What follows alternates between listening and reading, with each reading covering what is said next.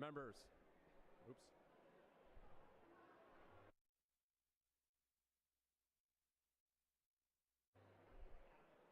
Okay. Members. Okay. If you please take your seats.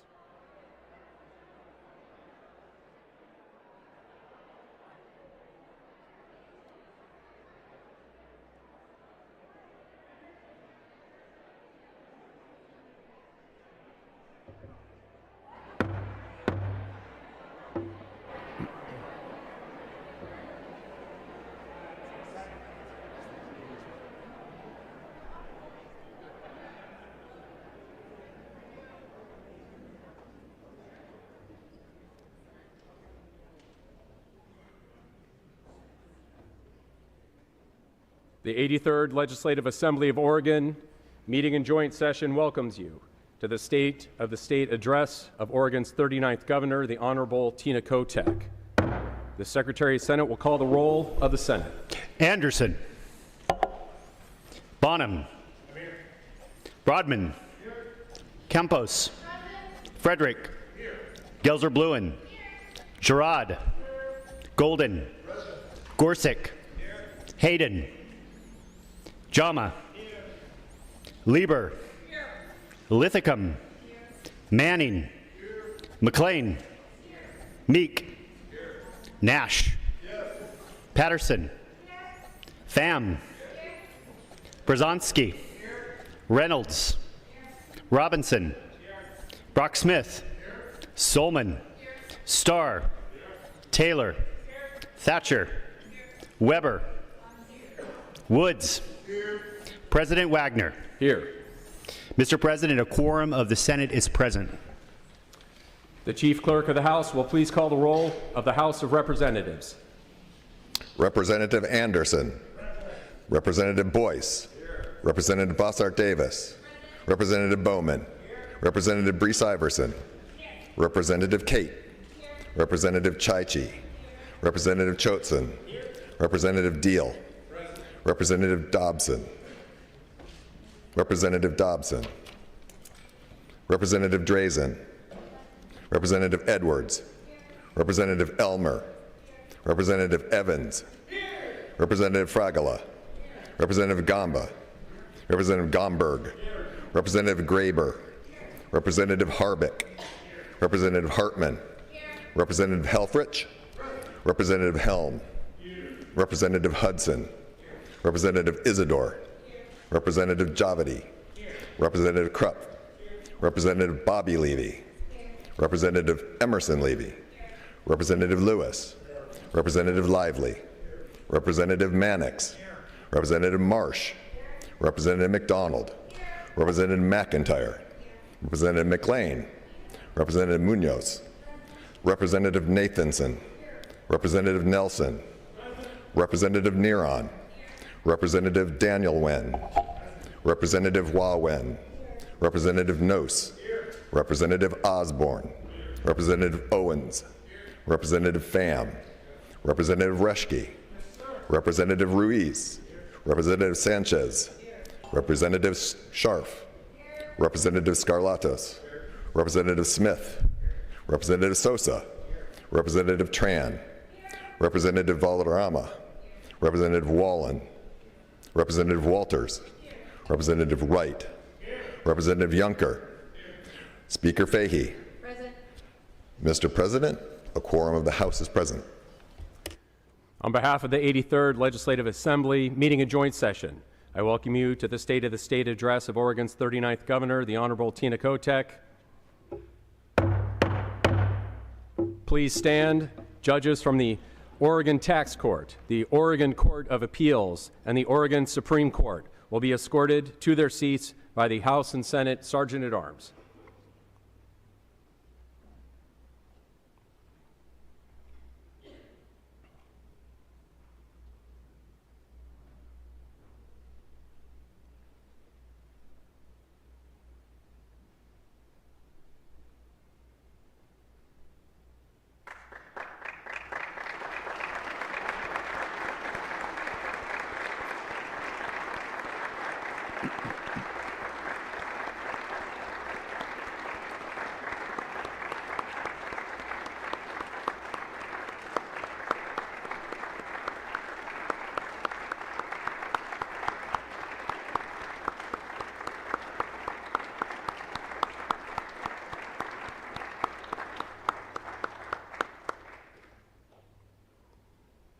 You may please be seated.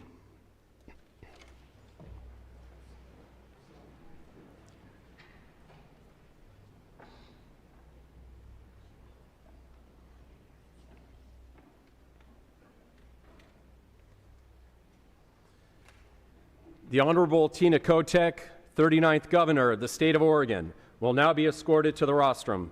Please stand.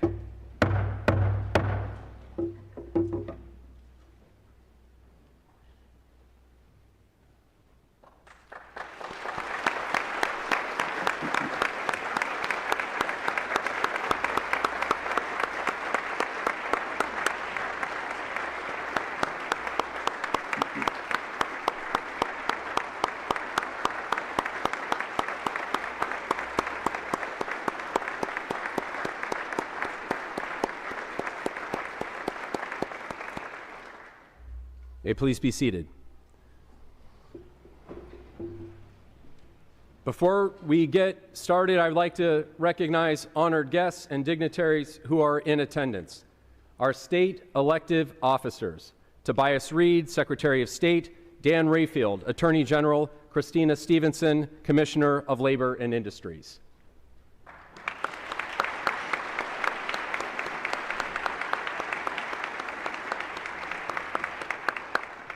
Former speakers Paul Holvey, Dave Hunt, Arnie Roblin, and Diane Rosenbaum.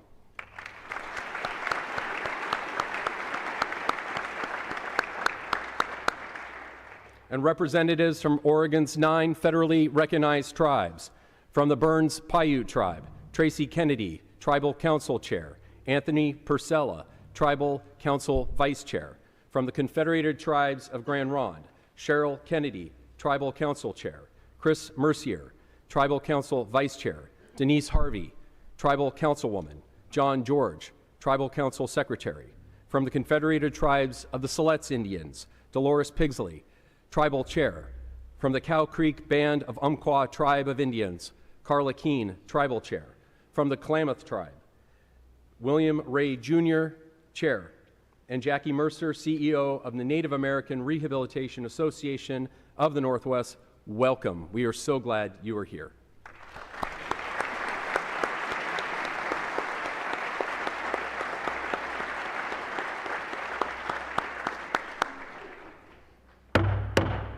Please stand.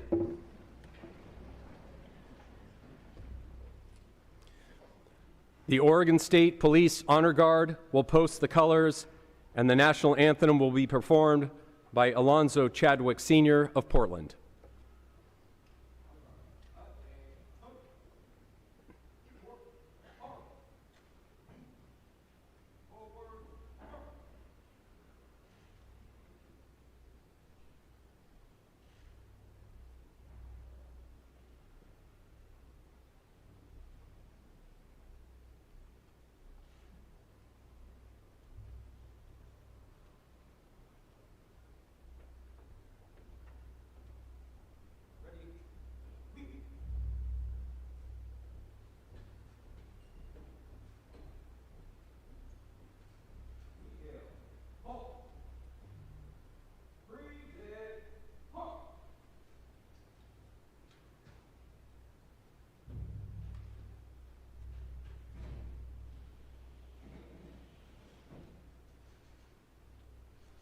I pledge allegiance to the flag of the United States of America and to the republic for which it stands, one nation, under God, indivisible, with liberty and justice for all.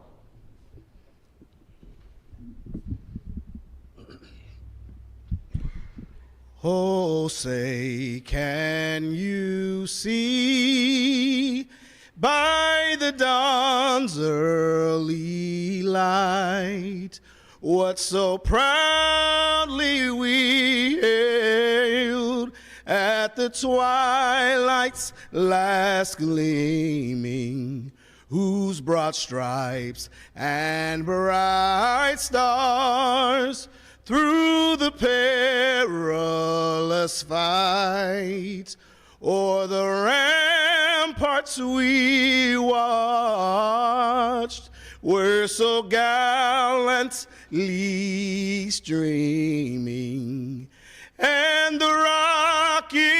its red glare, the bombs bursting in air gave proof to the night that our flag was still there.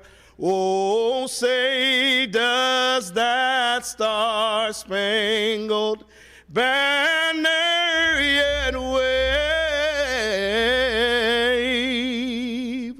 o'er the land of the free and the home of the brave?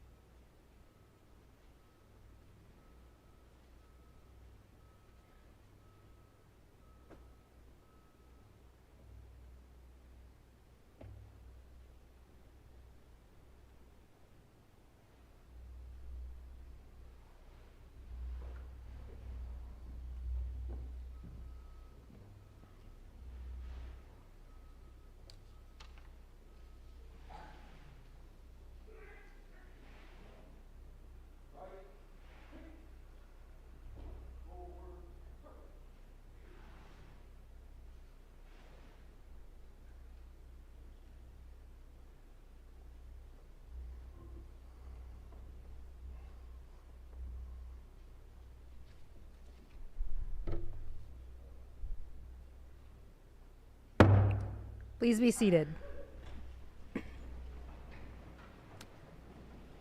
Ms. Ellen Waterston, Oregon's Poet Laureate, will now present her poem entitled A Koan to Action.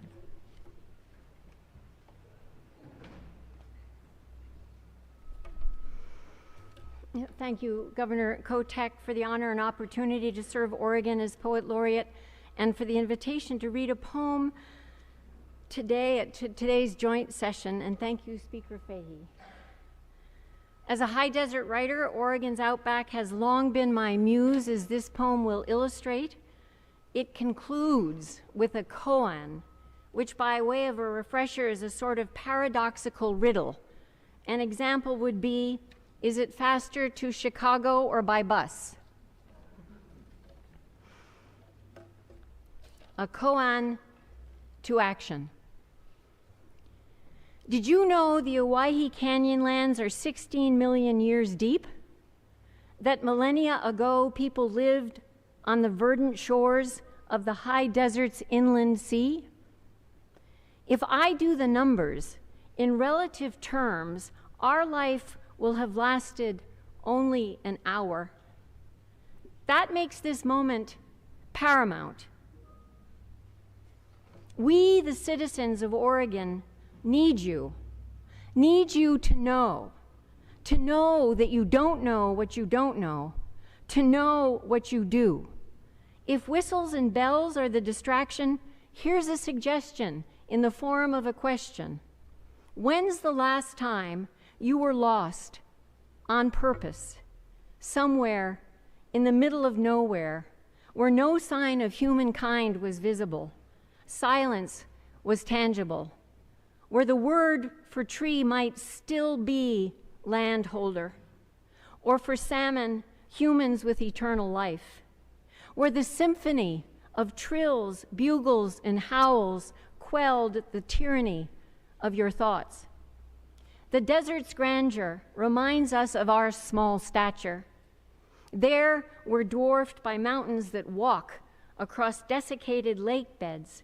We're awed by alkaline twisters that trade colors and places with the wind. There we're extended the bigger invitation, whispered in words that mean the same thing to everyone. I salute you today, captains of this kin ship, tending in equal measure to bounty and lack as you journey from county to rotunda and back, and as you go, somehow withstanding the centrifugal forces that would rend what binds us. How do you do it? How? You go to the desert, find 4 roads that run side by side, and choose the middle one. Thank you.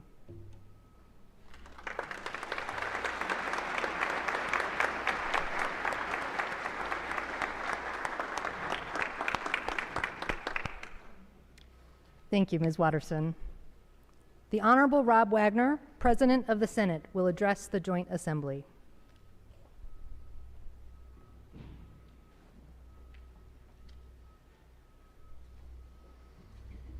Madam Governor, Chief Justice and Justices, tribal leaders, Madam Speaker, Senators, Representatives, our amazing staff, our family, and our friends.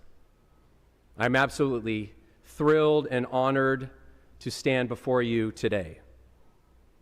I'm also a little bit pleased that I managed to navigate through all the construction without getting lost. It's the little things in life, folks. For those of you visiting the Capitol for the first time, my truest welcome. This is your building, the people's place of governance, and we are delighted to have you here. With any luck, this will be our last opening day amidst the sights and smells and the symphony of construction. And soon we will have our magnificent rotunda back, dust-free, echoing with pride instead of power tools. To our newly sworn-in legislators, congratulations on your new roles. You have joined a group that is passionate about public service for all of Oregon. I'm looking forward to working with all of you as we roll up our sleeves and tackle the tough issues ahead. Just remember, if it feels overwhelming, don't panic. You're not alone.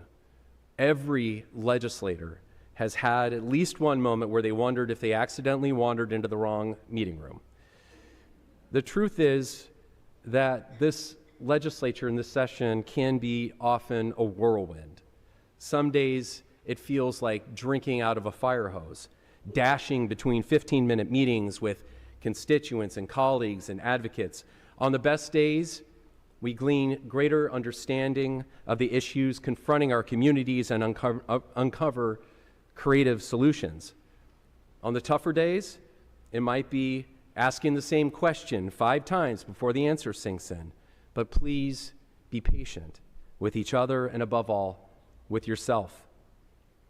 The work isn't necessarily just about passing laws. It can and should be about building bridges, not just across rivers and mountains, but across relationships. By taking the time to truly discover our humanity in one another, we'll deepen our dedication to the work that we all do for Oregon. As someone with a soft spot in my heart for my entire life for Oregon State Parks, I've always loved exploring Oregon's breathtaking beauty, whether on a weekend trip with my wife or backpacking sections of the Pacific Crest Trail with my children. From the lush valleys to the high desert plains, rugged shorelines to rolling farmlands and the hidden pockets of restaurants and culture in our cities, Oregon always puts her best foot forward. And in these last couple years, as a new empty nester, I doubled down. I packed up my trusty 10-year-old sedan and put thousands of miles on it. My friends from Eastern Oregon might chuckle at the distance, but for me, it was a lot for a suburban kid. This time, in addition to visiting parks and trails I'd only dreamed of seeing, I visited communities all over the state and met people with all different backgrounds who call our Oregon home. And let me tell you, understanding policy on paper is one thing, but experiencing the impacts firsthand is something else entirely. You don't truly grasp our transportation infrastructure until you're on a coastal road south of Port Orford where erosion has stolen a lane while cliffs loom to the left and cargo netting fights to hold back the rocks. You can read about ranching policy, but it doesn't compare to sitting with a family in the Wallowas, learning about their struggles and topping it off with a slice of Grandma Janie's legendary lemon meringue pie. Education policy comes alive when you visit a school where students aren't just hitting the books, but hammering nails, learning life skills as they build homes in Crane High School. Water issues seem clearer when you stand with pear and cherry farmers outside of Parkdale or spend a day in the Klamath Basin hearing about the delicate dance between tribal traditions and bird habitats and the farmers and the farm workers who feed us. Or take a ride-along in East Portland with law enforcement officers and actually talk with people grappling with fentanyl addiction, but yearning for sobriety and stability and a safe and warm place to call home. At our core, as humans and as Oregonians, we are united by more than what divides us. We share a purpose to build a better Oregon. Let's transform that shared purpose into bold collective action. Now just take a moment and look around this room. Look around. This is truly a handsome group of people. And among the familiar faces that you've seen and worked with, there are strangers today, but these can be your allies tomorrow and your friends of forever in the future. What an extraordinary gift it is to have every corner of Oregon represented in this room. The Oregon legislature and this Capitol is more than just a body of laws. It is the beacon of representation. For 166 years, it has embodied the voices and visions and values of our citizens. Let us honor this legacy by treating kindness as our currency, ensuring that every voice is heard, every perspective is respected, and every solution is considered. Thank you so much.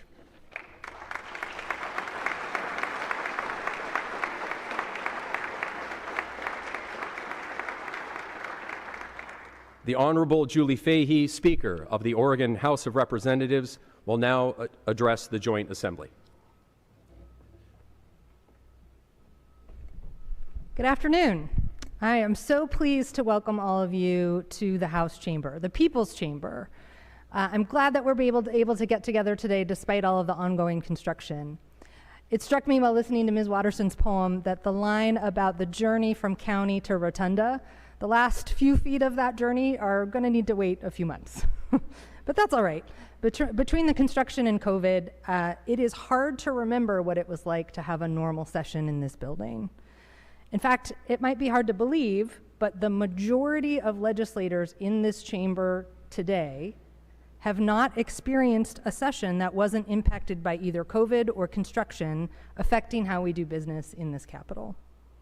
And yet we keep showing up and we keep getting the work done for our constituents, even in the face of significant disruptions, which I think is just an example of how we do things here in Oregon and what we can accomplish together when we have shared priorities and work together towards a common goal, as we did last month when we came together for the special session for wildfire funding. We may have differences of opinion about how we fund wildfire prevention and response moving forward in the long term, but we worked together across the aisle and across chambers to do what was needed so that we could pay the people and the small businesses and the agencies who responded to our historic 2024 wildfire season. That meant collaborating on a solution, but also on the process, including how to logistically pull off a session when our chambers were closed for construction. This session will be faced with many questions and challenges that similarly transcend partisan politics, including how do we lower the daily cost of living for families and small businesses across our state so that no one is forced to choose between paying for housing or medication or food? How do we ensure that every Oregonian has access to quality, affordable health care? How do we provide better supports for our schools while also meaningfully improving outcomes in student achievement? How do we dramatically increase housing production so we can address housing costs and support the future economic growth of this state? How do we get supports to our houseless neighbors so they can have a roof over their heads and restabilize? And how do we sustainably fund our transportation system so that everyone in every corner of the state is able to get where they need to go safely and efficiently? Colleagues, these questions unite all of our communities in every corner of the state. And legislators have been working across the aisle for months, or in some cases even years, on these very challenges. And I want to thank you all in advance for the bipartisan work that has led into this session and for all that will get done in the months to come. This session, we have some big problems to solve. But I believe it's not just about what we get done, it's also about how we get it done.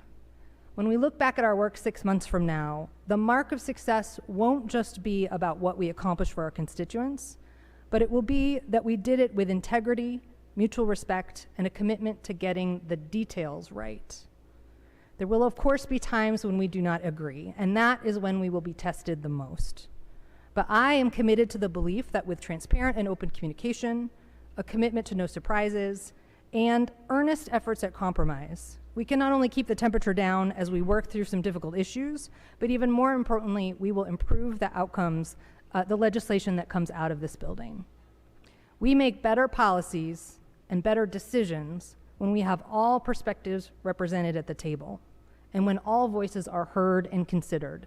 Democrat and Republican, urban, suburban, and rural, people from different professions, genders, races, life stages, and family statuses.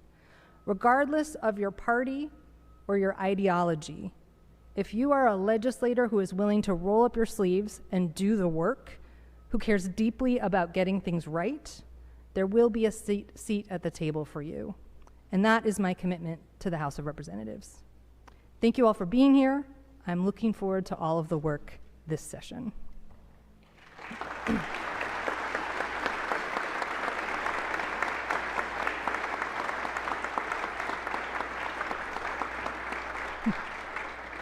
It is now my privilege to recognize the Honorable Tina Kotek, 39th Governor of the State of Oregon, to deliver her State of the State address.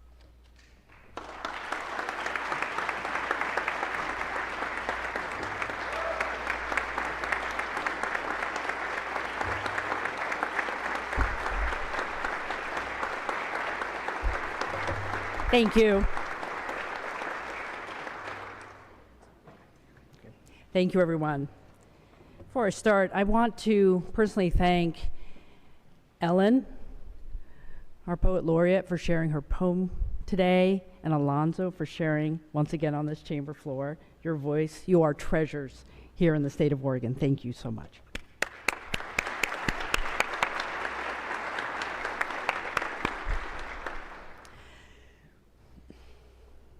Well, good afternoon, everyone. It is good to be with you in this biennial joint session of the Oregon House and the Oregon Senate, along with so many distinguished guests. And for those who are watching online, welcome. We appreciate you watching.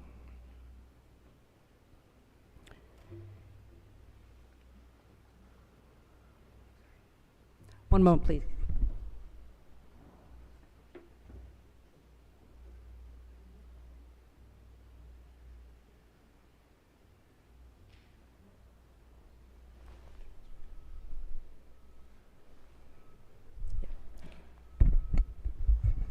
Thank you. Technical difficulty here. This new year, 2025, carries a clear charge for all of us to summon our unyielding spirit of resilience, to tackle problems with purpose, and to embrace opportunities for change together. Oregon's ability to move ahead is grounded in the soil from which we have grown together. If we stretch our minds back to 5 years ago, we will recall the concerning reports coming out of China of an outbreak of an unknown disease. By February 2020, we had our first case of COVID here in Oregon. And later that year, we experienced the heartbreaking destruction caused by the 2020 wildfires over the Labor Day weekend. Those fires changed the trajectories of many lives and many communities. I bring up these enormous past shared traumas because despite everything, Oregon is still standing. Our faith in ourselves as Oregonians remains true, and we have developed new skills and insights to withstand the uncertainties of tomorrow. It is fertile soil indeed that we now take on the challenges in front of us and ahead of us. Oregon's fortitude was tested again last year as wildfires roared across our landscapes with an intensity that was unprecedented in both size and scope, demanding incredible courage from thousands of firefighters who stood between flames and what Oregonians hold dear. And we made it through. Another recovery is demanded of us and our communities, and we will stay focused on that recovery. But we made it through. I want to thank from the bottom of my heart all the firefighters, all the emergency responders, both paid and volunteer, who kept Oregon as safe as possible.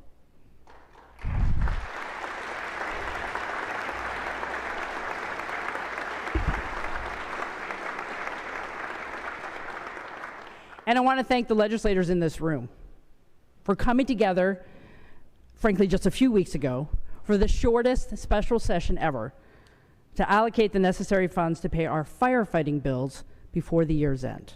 Thank you.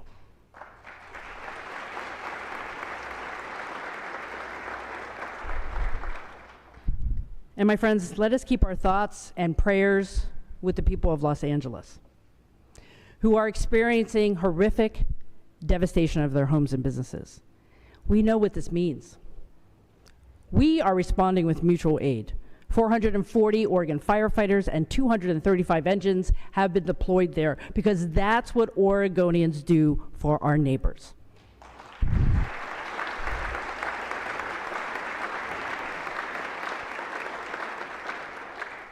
Our resilience as a state is grounded in partnerships. Today, here in the front row, are the leaders representing Oregon's 9 federally recognized tribal nations. Thank you for being here.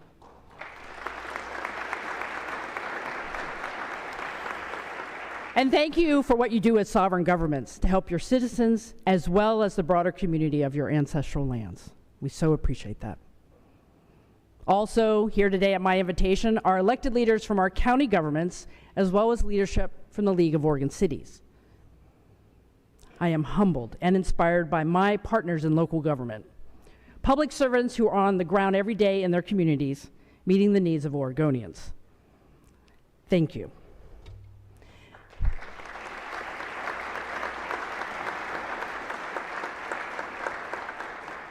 Visiting all of Oregon's counties and all 9 tribal nations in my first 2 years has profoundly informed my appreciation and understanding of how critical local partnerships are to Oregon's resilience and Oregon's ability to solve problems. Thank you for what you do. We can't do it without you. Today, I am renewing a conversation with you about Oregon's future and how we build shared prosperity over the next 2 years. We are making progress, despite entrenched challenges, but that progress is fragile and requires all of us to be persistent and not get distracted. We are beginning to see a glimpse of a brighter horizon ahead. Let's focus on that horizon and be sure to keep our feet firmly planted on the road of hard work and partnership. So where are we and what's on the horizon? It will come as no surprise to folks here, I hope, that I will mostly speak about homelessness and housing, mental health and addiction treatment, and improving student success. I also want to touch on resilience in the face of climate change and about improving the business of state government. So let's start with homelessness and housing. First, I want to thank the legislature, local government, community partners for walking side by side with me to start addressing our crisis of homelessness and our housing supply deficit at the scale that is required to make a difference.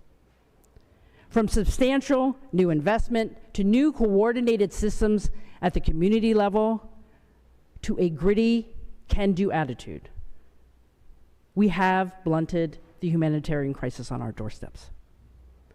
By this July, the actions related to the homelessness state of emergency initiated 2 years ago are projected to rehouse 3,300 households and prevent 24,000 households from experiencing homelessness in the first place. Our state shelter program now supports over 4,800 shelter beds to help people stay off the streets and have access to transitional stability. And we know housing supply is the long-term solution. Together, by July, the state will have financed 2,800 affordable housing units and provided infrastructure for over 25,000 affordable and market-rate housing units. The Housing Accountability and Production Office is now up and running to reduce barriers to production, and there are new tools for local jurisdictions to get more housing into production faster. It's a strong start, but only a starting point. According to the most recent federal point-in-time count data, homelessness has continued to increase across the nation. Recent federal data show that on average, the United States saw an 18% increase in homelessness between 2023 and 2024. Oregon came in below the national average increase at 13%. Our prevention efforts are making a difference.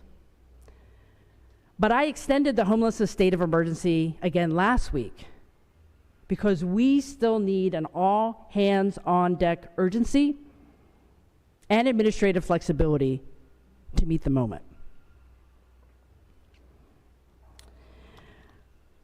So I was in Astoria this past November.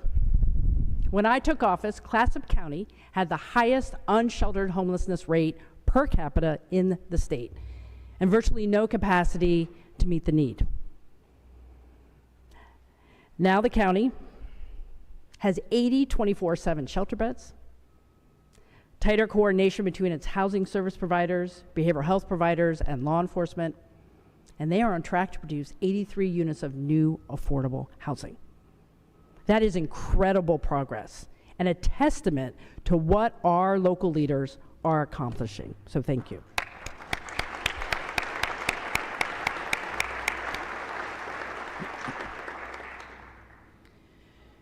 But I will not be satisfied until the job is done.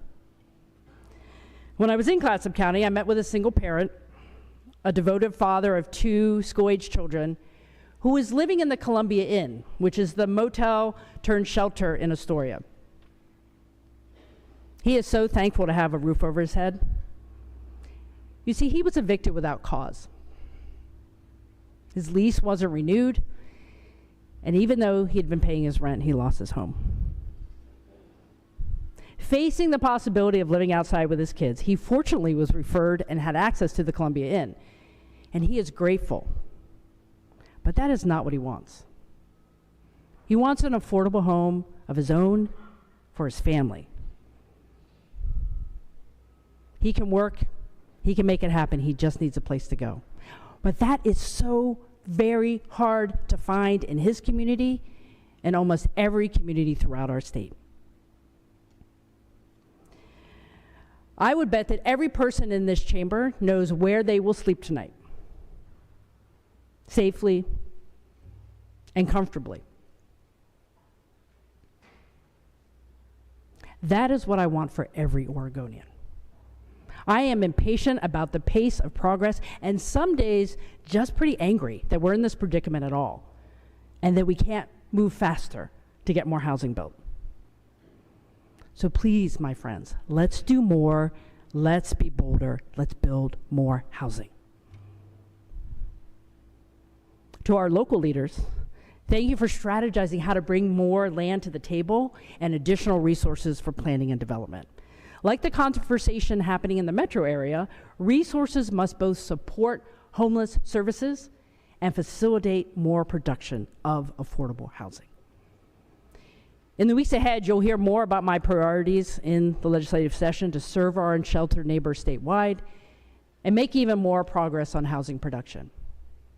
I implore you to take my budget recommendations and policy proposals seriously.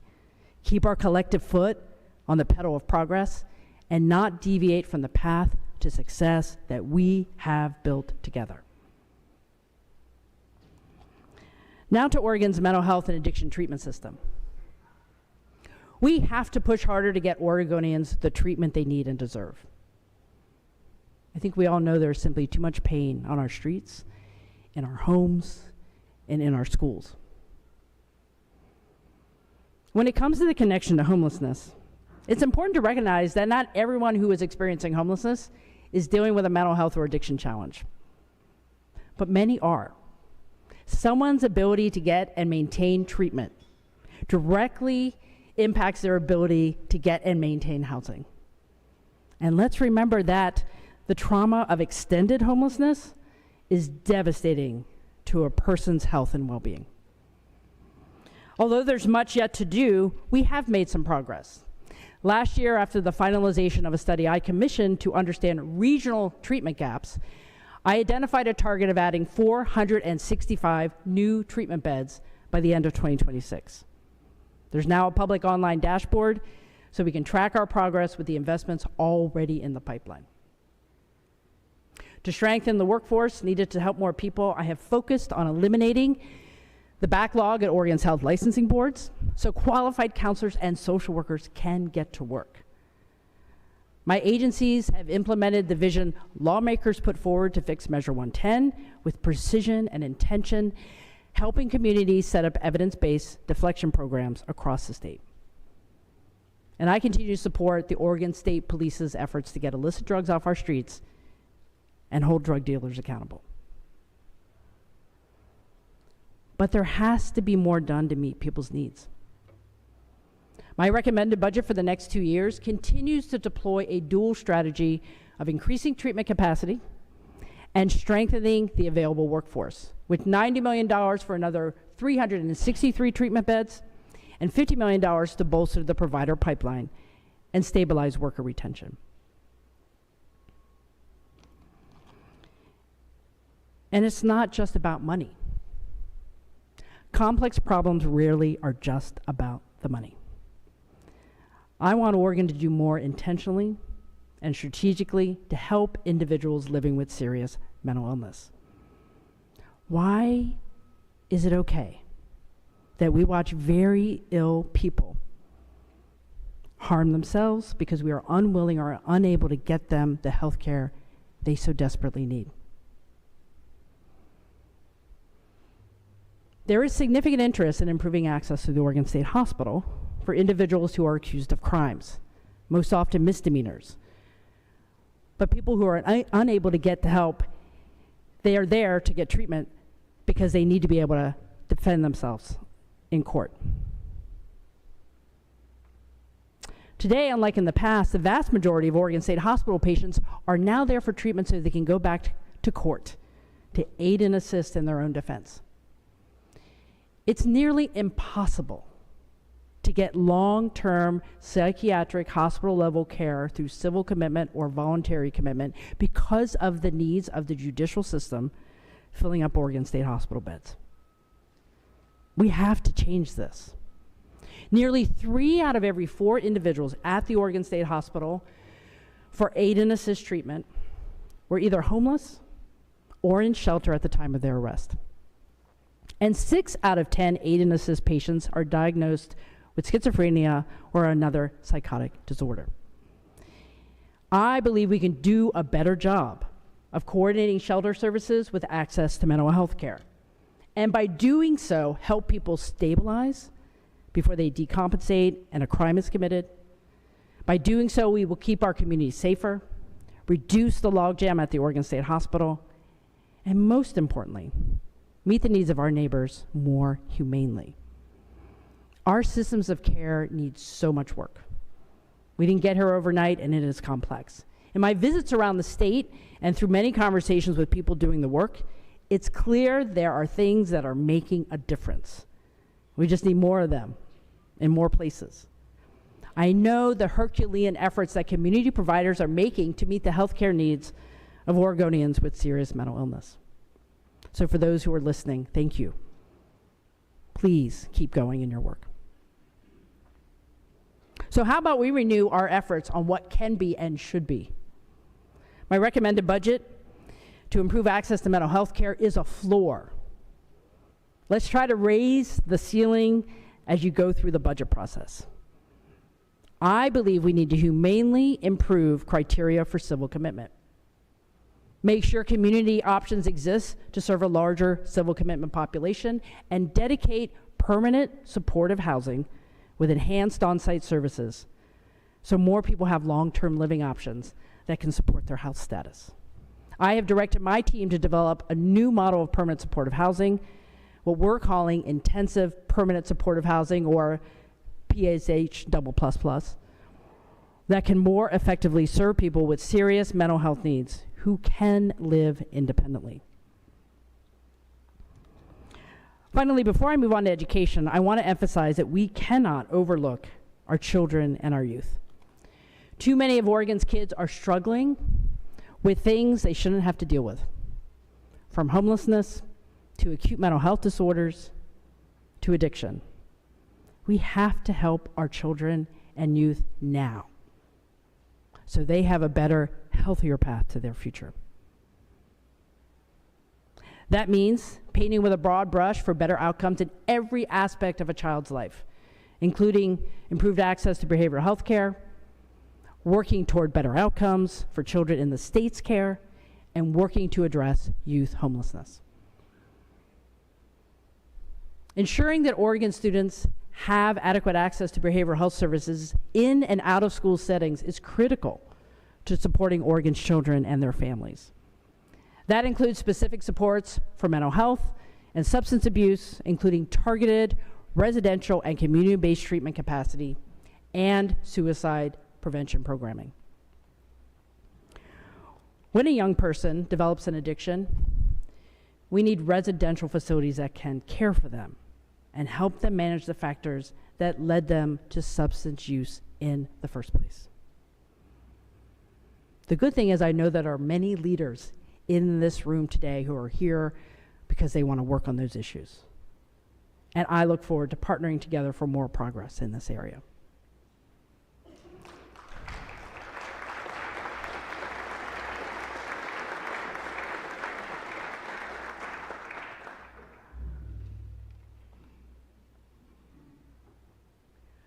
Now let's turn to K-12 education. We all know it's been a turbulent 5 years for K-12 education in our state. It's been a turbulent time for our students, our parents, and our educators. In fact, I would call our parents, students, and educators the true rock stars of resilience. To them, I say thank you. Thank you for your perseverance.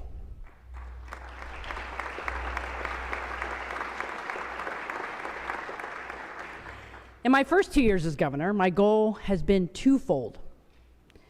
Focus on the fundamentals of what will improve student access from birth through graduation, and create as much fiscal certainty for school districts as possible. For the fundamentals, I thank the legislature for being a partner with me in early literacy and summer learning investments. I really believe that these solutions, retooling the way school districts teach our students how to read through incentivizing evidence-based practices, and reducing learning disruptions through summer education programs, will make a difference in the future trajectory of our children and youth. And my recommended budget asks you to stay on this path with me. As for improved certainty as the largest funder of K-12 education, my team has worked diligently with education stakeholders to propose changes to the way current service level funding for the state school fund is calculated. There will be a bill to codify some of that work, and my recommended budget takes a big leap forward to help school districts with their base funding. But this is not a blank check. I believe increased investment must come with deeper accountability, which is a focal point of my 2025 education agenda.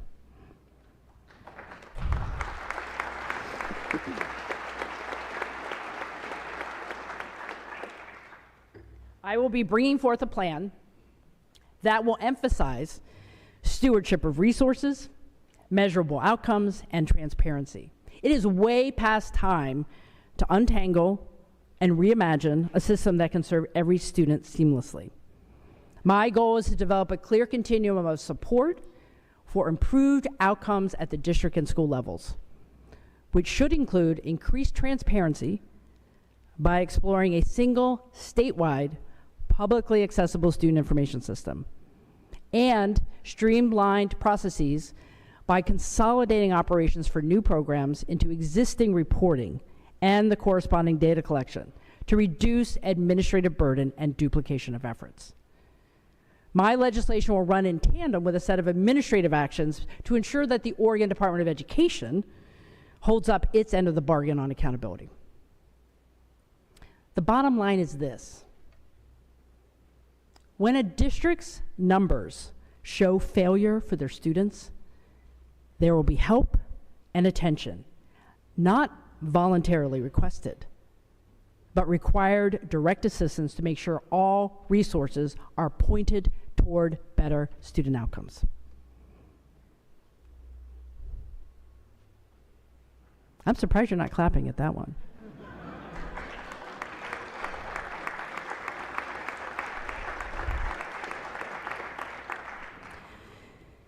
So I'd like to return to the focus on resilience.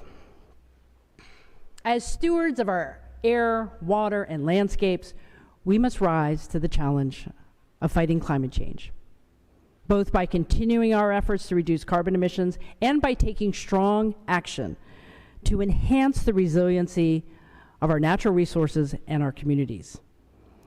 Our most vulnerable communities, our working and natural lands, our wildlife, and our rivers, streams, and lakes all face an existential threat as the relentless march of climate change tests our resolve to protect that which sustains us. Last year, my administration focused on bringing in as much federal bipartisan infrastructure law and Inflation Reduction Act funding as possible for Oregon's priority natural resource needs. State agencies submitted or collaborated on 23 applications, and Oregon was awarded more than $43 million for habitat restoration, wildfire mitigation, water management, and species conservation.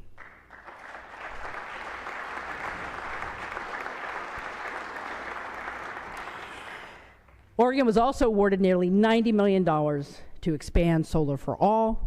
Oregon also won the largest award in the Pacific Northwest from the Environmental Protection Agency, nearly $200 million, to fund resilient communities, accelerate the clean energy transition, modernize the energy grid, and help lower residential energy bills.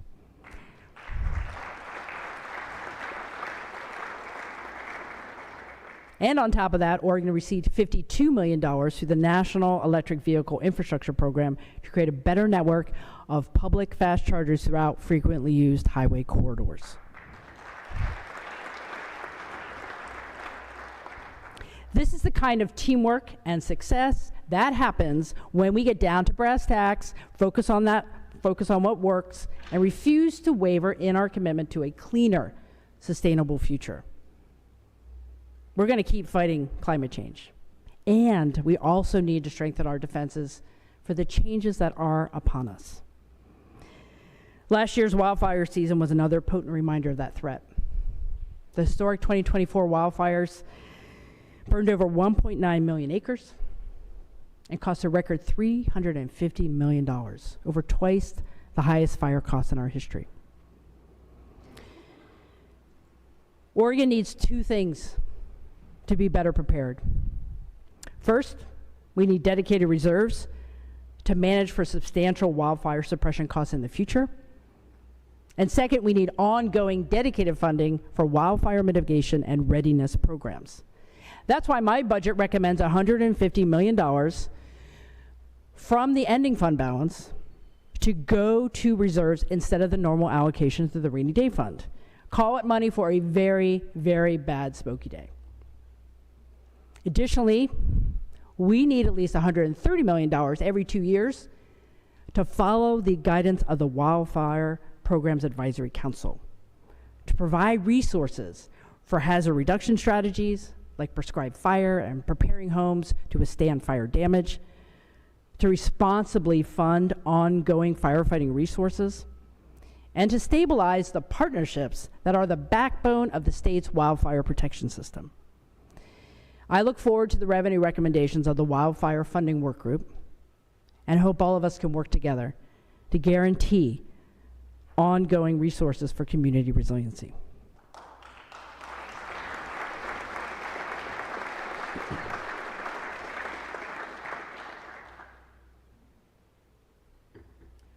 Before closing, I'd like to speak briefly about the state of state government.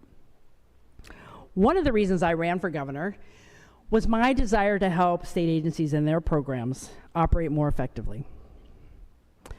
I saw agencies buckling under the weight of the pandemic crisis and a significant expansion in lawmaker-directed responsibilities. I believe we needed to get back to the fundamentals of good governance. Within my first week in office, I sent a letter of expectations to our state agencies about improving our business operations. In my 2 years at the helm, I've hired more than a dozen new agency directors. Since setting specific expectations, agencies have made measurable progress in key areas of accountability. We now move 2 weeks faster in hiring, staff vacancy rates have fallen by a third, and employees are more engaged. Agencies have widely succeeded in their strategic planning around operations, emergencies, technology processes, and diversity, equity, and inclusion goals. And they have developed systems to track, report, and analyze implementation of Secretary of State audit recommendations. And there's a dashboard to track the progress on all of this. And our current project is to improve transparency and consistency in state agency rulemaking. I have heard loud and clear that the state government has some work to do here. I'm listening, and changes are coming. I am thankful for all the state employees committed to these improvements. Being dedicated to excellent customer service, transparency, and tangible metrics of success will build public confidence in our efforts and ensure that we have the capacity to take risks and lead courageously together.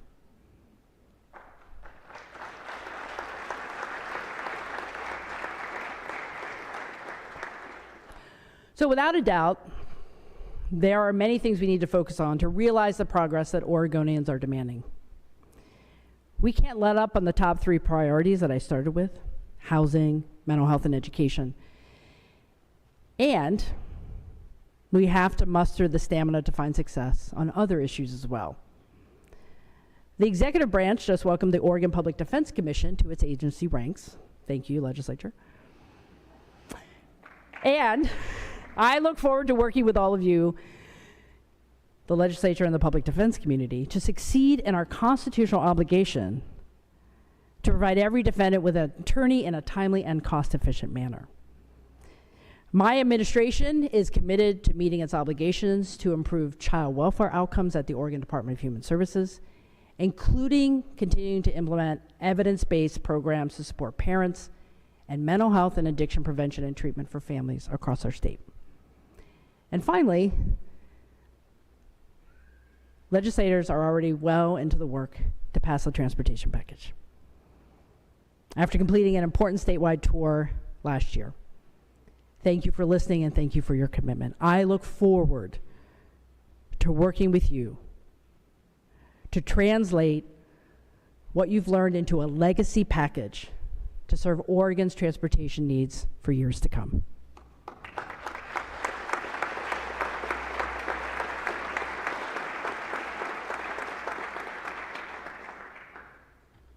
I'd like to close with some thoughts about putting hope into practice for progress. I tend to think that a prerequisite for public service is a fundamental belief that the future will be better. A confidence in a brighter tomorrow, the potential for progress. Basically, hope for the future. I know my sense of hope comes from my personal faith in God, as it does for many of you. But my sense of hope was also reinforced practically from my experience playing sports when I was younger. I ran track in high school, among other things, and one of my events was the 400-meter relay, where 4 athletes would run really fast to hand a baton 3 times to their colleagues to get to the finish line. Well, when we missed our mark and the baton fell, usually in a race, what I learned was, don't worry, practice harder, you'll get to the finish line. And we did. In playing sports, I learned that good things could happen when you practice the fundamentals and stay the course. The choices we make as leaders will have a ripple effect on generations to come. And the good choices will yield health, prosperity, and community resilience. We don't always agree on what those choices should be. But I encourage each and every one of us to rise above the maze of politics. It's false starts, circles, and dead ends. And see the path forward with one voice, speaking one unifying idea into existence. Improve the everyday lives of Oregonians in every part of the state. To move forward together, we must forge a shared path, one guided by focus, resilience, and the courage to take risks. We are all responsible for being part of the solution. As I crossed the halfway mark of my first term and I asked myself what it will take to see through the commitments I made to Oregonians, I keep coming back to the knowledge that we can harness our resilience and our partnerships to solve problems. My work comes from a place of deep optimism that an answer actually exists for every problem. And if we just ask the right questions, listen and adapt, we can also solve every problem. In my office, we often remind ourselves that hope is not a strategy. But hope is necessary to stay the course and not give up. My focus continues to be doing the most I can to chip away at our challenges and help make Oregon a place where everyone can be successful.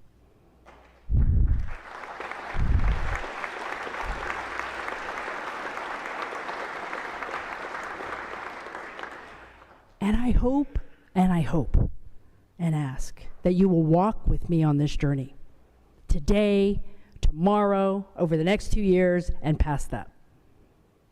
I will always fight for the Oregon that I know is possible, an Oregon where no one has to live in a tent on a sidewalk. An Oregon where Oregonians seeking help for mental health or substance use issues can find and afford the support that they need. An Oregon where every child has a safe place to receive a high-quality public education. An Oregon where everyone has financial stability and pathways to greater opportunity. And in these uncertain times, an Oregon where we safeguard our values and take care of each other regardless of the federal landscape. I am so incredibly thankful for everyone in this room and every Oregonian who has and continues to contribute to this shared vision for our state. I want to thank you for listening today. God bless you, and God bless Oregon. Thank you.